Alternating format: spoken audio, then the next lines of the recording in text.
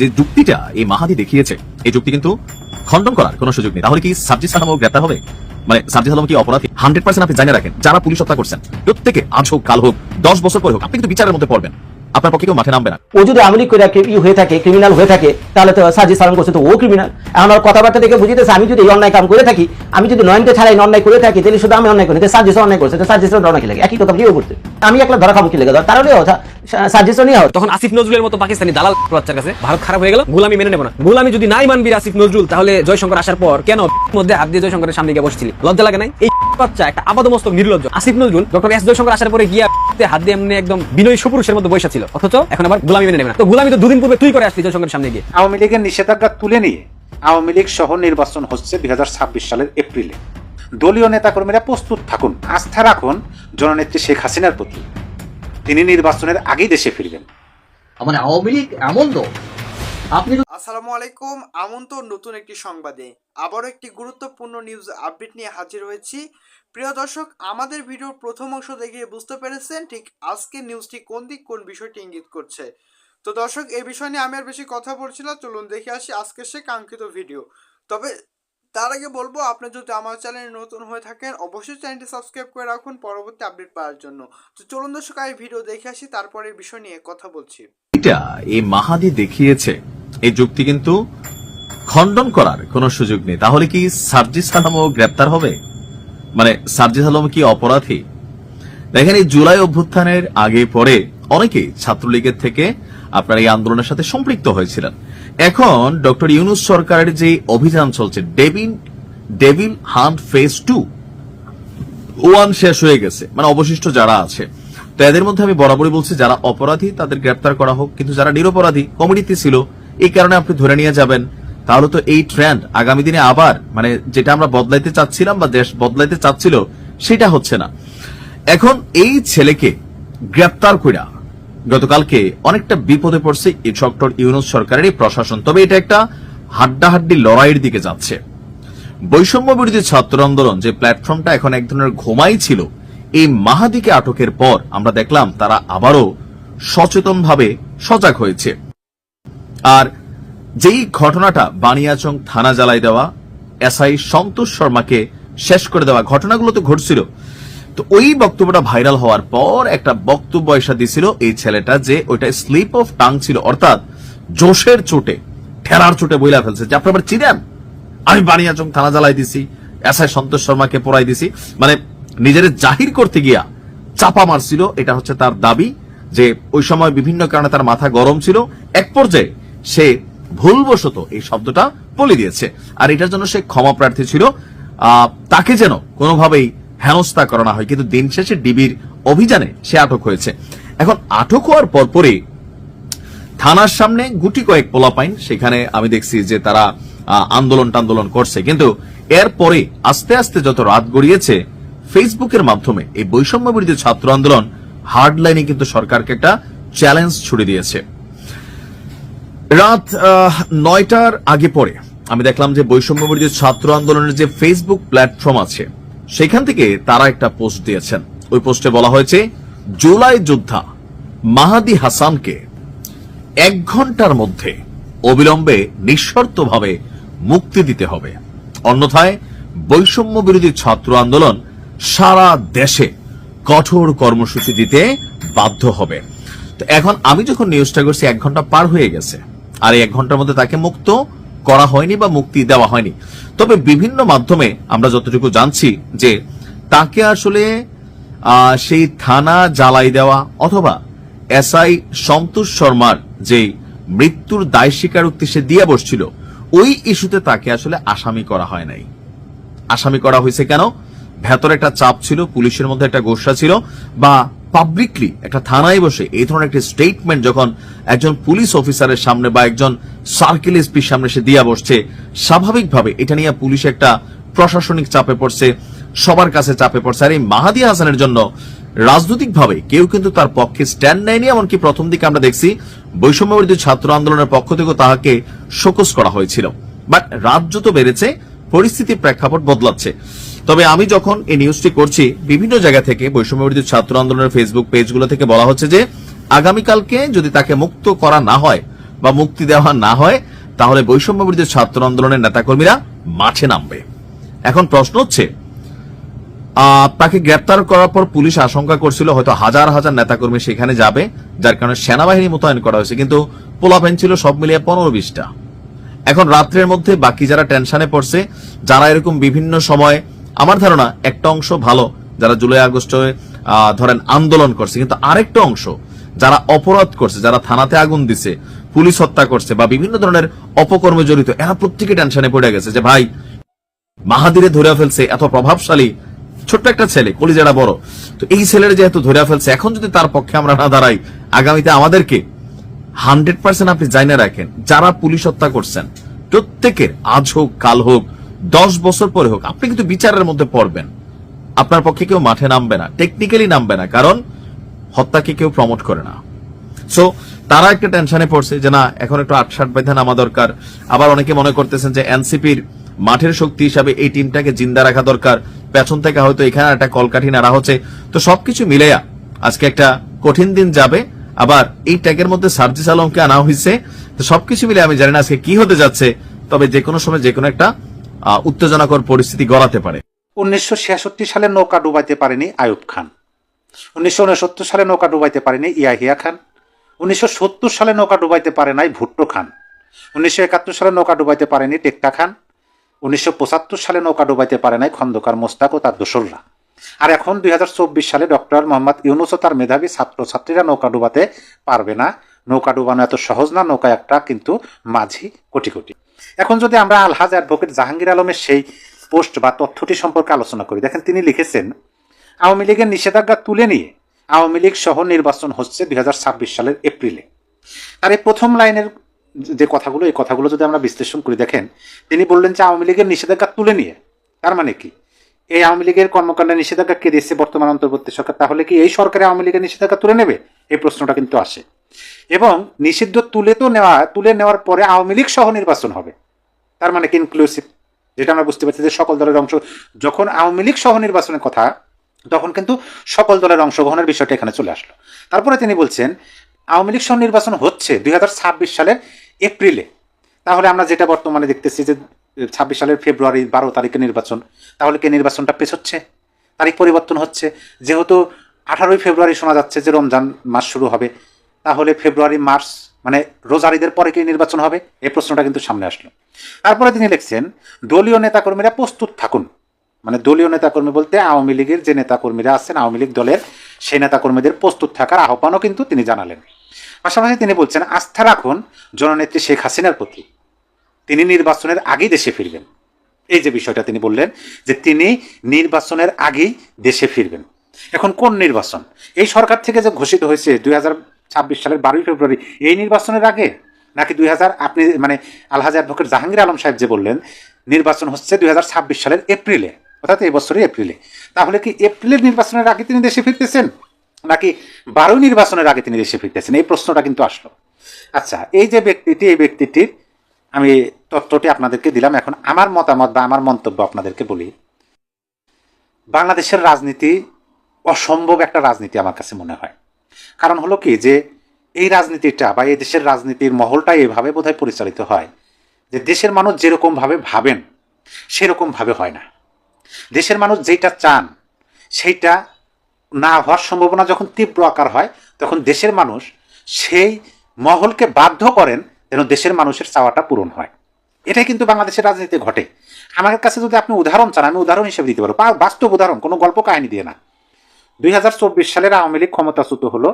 সেই ক্ষমতাচ্যুত হওয়া, দেখেন আওয়ামী লীগের বিরোধী রাজনৈতিক দলগুলোর কিন্তু চাওয়া ছিল, শুধু রাজনৈতিক দলের নেতাকর্মী নয়, সেই দলের সমর্থক অর্থাৎ দেশের জনগণের কিছু মানুষের চাওয়া ছিল যে আওয়ামী লীগ ক্ষমতাচ্যুত হোক, একটা সুন্দর সুষ্ঠু নির্বাচন হোক, সবাই মিলে নির্বাচন করুক, দেখি কারা জয়যুক্ত হয়, এরকম কিন্তু একটা চাওয়া ছিল।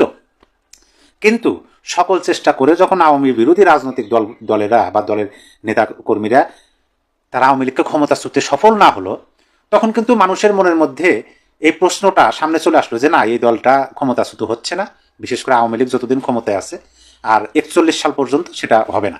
কিন্তু দেখেন 2024-এর 5 আগস্ট সেই ঘটনাটি ঘটে গেল। ওই যে আমার প্রথম অংশটুকু আপনি মিলেন যে জনগণ যেভাবে চায়, জনগণ যেভাবে বোঝে বা দেখে, এই বাংলাদেশের রাজনীতি সেভাবে ঘটে না। জনগণ যখন ভাবা শুরু করলো যে আওয়ামী লীগ ক্ষমতাচ্যুত হচ্ছে না, অন্তত শেখ হাসিনা জীবিত থাকাকালীন অন্তত 41 সাল পর্যন্ত, সেই ভাবনার মধ্যেই আওয়ামী লীগ সরকার ক্ষমতাচ্যুত হলো। আর তখন জনগণের চাওয়াটা কি ছিল? তখন জনগণের চাওয়াটা ছিল যে আচ্ছা ঠিক আছে, সুন্দর হয়েছে, আওয়ামী লীগ সরকার ক্ষমতাচ্যুত হয়েছে, একটা সুন্দর সুষ্ঠু নির্বাচন দেন, সকল দলের অংশগ্রহণে। প্রথমে কিন্তু সবার কথাই এটা ছিল, শুধুমাত্র এই সমন্বয় এবং সরকারের মধ্যে থাকা কিছু ব্যক্তির কথা ব্যতীত সকল রাজনৈতিক দলের কথা কিন্তু এরকম ছিল। বিএনপির কথা ছিল, জামাতের কথা ছিল যে সবাই মিলে একটা রাজনৈতিক দলের নিষেধ। জামাত অবশ্য নিশ্চুপ ছিল, কিন্তু বিএনপি কিন্তু দেওয়াল হয়ে দাঁড়িয়েছিল। যখন এই প্রশ্নটা, এই কথাটা সামনে আসলো যে হ্যাঁ আওয়ামী লীগ সরকার ক্ষমতাচ্যুত হয়েছে, ডক্টর ইউনূস ক্ষমতা এসেছে, ক্ষমতা আসার পরে যখন আমরা দেখতেছি যে না, আমাদের আশা আকাঙ্ক্ষার বিপরীত কাজ হইতেছে, তাহলে একটা সুন্দর সুষ্ঠু নির্বাচন দেন, গ্রহণযোগ্য, অংশগ্রহণমূলক, বিশ্বাসযোগ্য, সবাই অংশগ্রহণ করুক। আওয়ামী লীগের মধ্যে যারা বিভিন্ন অভিযোগে অভিযুক্ত বা যাদের বিরুদ্ধে অভিযোগ আছে, তাদের বিরুদ্ধে আপনি আইনের প্রয়োগ করেন, সঠিক আইনের ব্যবহার করে বিচার করেন, কিন্তু যারা নিরপরাধ তাদেরকে নিয়ে একটা নির্বাচন করেন, এরকম চাওয়া শুরু হলো। তখনই আওয়ামী লীগের কর্মকাণ্ড নিষিদ্ধ, তখনই আওয়ামী লীগের নিবন্ধন স্থগিত। মানে দেখেন, জনগণের চাওয়াটা পূরণ হচ্ছে না। পাশাপাশি এখন নির্বাচন হচ্ছে, এখনো জনগণ এটাই বলতেছে সবাই অংশগ্রহণ করুক, আমরা কাকে ভোট দেবো? যদি আওয়ামী লীগ না আসে, আওয়ামী লীগের যে আরো জোটবদ্ধ যে দলগুলো আছে, 14 দল বা এত জনসংখ্যাকে যখন বাইরে রাখবেন, তখন তো দেশের একটা রাজনৈতিক শূন্যতা তৈরি হবে। সেই শূন্যতা থেকে একটা অপশক্তির জন্ম হবে। অলরেডি আমরা দেখতে পেতেছি এইটা দেশের জনগণ চায় না, যার কারণে তাদের সহ একটা নির্বাচন চায়। এখন আমি আজকে যে তথ্যটা আপনাদেরকে দিলাম, অ্যাডভোকেট জাহাঙ্গীর আলম, আলহাজ অ্যাডভোকেট জাহাঙ্গীর আলম, সেই মন্তব্য বা তার এই বার্তাটি আমার কাছে একেবারেই অহেতুক মনে হয়নি। এটা সম্ভব বাংলাদেশের রাজনীতিতে, কখন কোন দিকে মরে যায় বলা যায় না, কারণ বাংলাদেশের মানুষ খুবই রাজনৈতিক সচেতন। তবে আমিও আমার ব্যক্তিগতভাবে এটা বলবো যে নির্বাচন যেন সকল দলের অংশগ্রহণে হয়। আর একটা বিষয় আপনাদেরকে বলি, এই যে 12ই ফেব্রুয়ারি নির্বাচন, এই নির্বাচনের যে ব্যালট পেপার, এই ব্যালট পেপারের কিন্তু যে প্রতীক, এই প্রতীকের মধ্যে কিন্তু নৌকা প্রতীকটা এখনো আছে। সেই হিসাবে কিন্তু এই বক্তব্যটা একেবারেই যে অহেতুক সেটা বলা যাবে না। তবে আওয়ামী লীগ সহ নির্বাচন যদি হয়, এই আলহাজ অ্যাডভোকেট জাহাঙ্গীর আলমের তথ্য অনুযায়ী, তার ফেসবুকে দেওয়া তথ্য অনুযায়ী 2026 এপ্রিলে, তাহলে আপনার অনুভূতিটা কি? আপনার মতামত কি, যে এটা কি ভালো হবে নাকি আওয়ামী লীগ ছাড়া নির্বাচন হলে ভালো হবে? অবশ্যই আপনার মূল্যবান মতামত কমেন্ট বক্সে জানিয়ে দিবেন। সামনেই নির্বাচন, ক্ষমতায় যাওয়ার স্বপ্ন দেখছে বিএনপি, সাথে জামাতে ইসলাম। কথা হচ্ছে, নির্বাচনে যেই যান, ক্ষমতায় যেই যান না কেন, তাদের জন্য কান্ডারি হুঁশিয়ার। রাজনীতির ফুলসেরাত কিন্তু সামনে, এটা পাড়ি দেওয়া অনেক কঠিন। নির্বাচনে পাশ দেওয়া যতটা কঠিন, দেশ পরিচালনা তার চেয়ে 100% বেশি কঠিন। আর বিএনপির জন্য 200% বেশি কঠিন। এখন 200% কেন বললাম? কারণ ইতিমধ্যে তারা চেইন অফ কমান্ড তারা ভেঙে গেছে।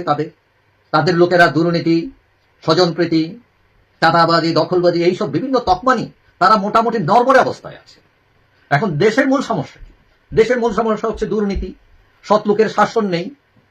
এখানে অর্থনীতি, মানে এখন যে অর্থনীতি আছে ইউনূস সাহেবের, মানে এটা বিরাট চাপের মধ্যে আছে। আর আইন শৃঙ্খলা পরিস্থিতি, মানে এটা তো নাই, মানে একটা অটিজমের মধ্যে আছে। এখন এই নিরাপত্তা যে পরিস্থিতি, মানে এক তারেক জিয়ার নিরাপত্তা দিতেই মানে হিমশিম খাইতেছে সরকার। সেখানে 18 কোটি মানুষের নিরাপত্তা কে দেবে? দেওয়া কতটুকু সম্ভব এই সরকারের দ্বারা? এবং পরবর্তী সরকার আসলে পুলিশের যে অবস্থা, যেটা আর্মি এখনো ঠেক দিয়ে রাখছে, তাদের জন্য বিরাট কঠিন একটা ব্যাপার। এখন এই যে ফুলসেরাত সামনে, রাজনীতির ফুলসেরাত, এটা পাড়ি দিতে গেলে ক্ষমতায় যেই যান না কেন, বিএনপি গেলে জামাতকে লাগবে, জামাত গেলে বিএনপিকে লাগবে। এখন এখানে শুধু অর্থনীতি কিংবা আইনশৃঙ্খলা পরিস্থিতি ব্যাপার না, সবচেয়ে বড় ব্যাপার কি জানেন? সবচেয়ে বড় ব্যাপার হচ্ছে আওয়ামী লীগ। এখন আওয়ামী লীগ আপাতত সাইড লাইনে আছে, থাকলেও মানে আওয়ামী লীগ এমন দল, আপনি যদি চলেন ডালে ডালে, সে চলবে পাতায় পাতায়। এটা রাখার ক্ষমতা রাখে সে। এহিয়া খান, বুট্টু, টিক্কা খান, এদেরকে তুড়ি মেরে উড়িয়ে দেওয়ার দল আওয়ামী লীগ, এটা মনে রাখতে হবে। এখন আপনি আওয়ামী লীগকে আন্ডার এস্টিমেট করতে পারেন, করার ক্ষমতা আপনার আছে আপাতত, কিন্তু আগামীর চ্যালেঞ্জ কিন্তু আওয়ামী লীগ, এইটা মনে রাখতে হবে।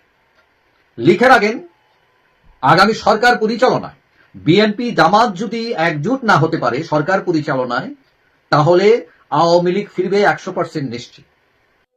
রাষ্ট্র পরিচালনায় দুই দলের সমঝোতার সম্ভাবনাও নিশ্চিত না, এবং এই অনিশ্চিতের মধ্যে আওয়ামী লীগের প্রিপারেশন।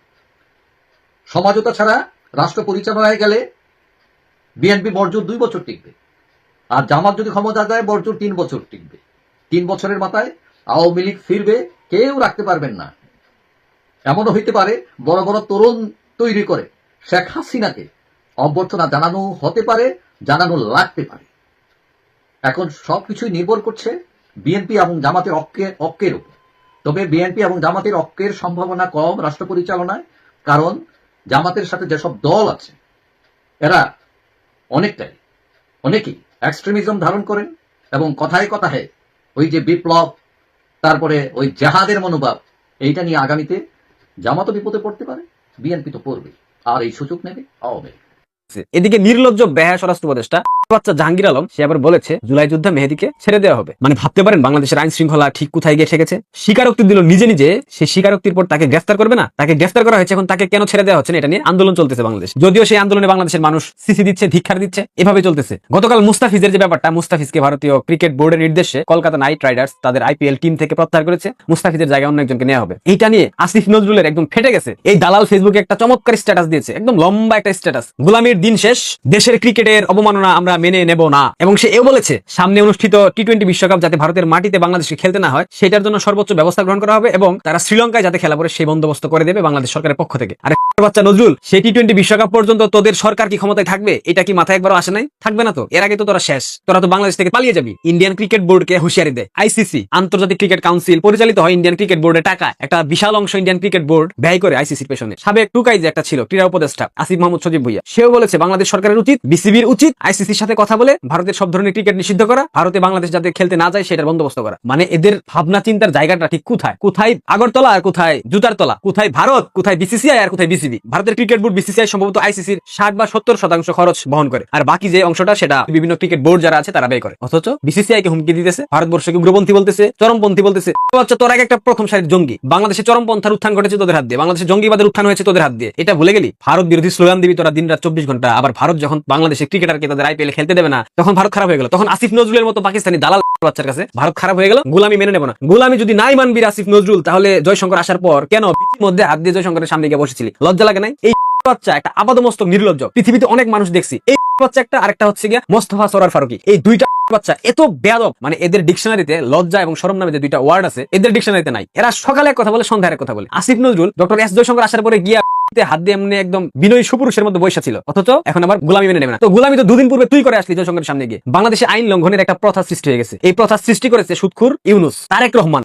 বিএনপির প্রধান নেতা, শীর্ষ নেতা, বিএনপির মালিক তারেক রহমান তো রাষ্ট্রের কেউ না এই মুহূর্তে। তারেক রহমান কি নির্বাচিত সরকারের কেউ? তারেক রহমান কি রাষ্ট্রের প্রধানমন্ত্রী? তারেক রহমান কি রাষ্ট্রের রাষ্ট্রপতি, স্বরাষ্ট্রমন্ত্রী, সেনাপ্রধান, বিমান বাহিনী প্রধান, পুলিশ প্রধান, র্যাব প্রধান, বিজিবি প্রধান? কোনটাই না। তাহলে বিএনপির অফিসে এনএসআই এর চিফ কেন তারেক রহমানের সাথে পার্সোনাল বৈঠক করবে, রুদ্ধদ্বার বৈঠক? এনএসআই এর চিফ কোন আইনের বলে, কোন ডেকোরাম থেকে সে তারেক রহমানের মতো একটা ব্যক্তির সাথে গিয়ে বিএনপির অফিসে বৈঠক করে? এটা যদি এনএসআই এর সদর দপ্তরে হতো কিংবা সরকারি অন্য দপ্তরে হতো সেটা আমরা মেনে নিতাম, কিন্তু বিএনপির দলীয় কার্যালয়ে NSI, national security intelligence, NSI এর চিফ বিএনপির তারেক রহমানের সাথে রুদ্ধদ্বার বৈঠক করে। কেন বৈঠক করে? কি বৈঠক? তো দর্শক, এই ছিল এখনকার মতো নিউজ আপডেট।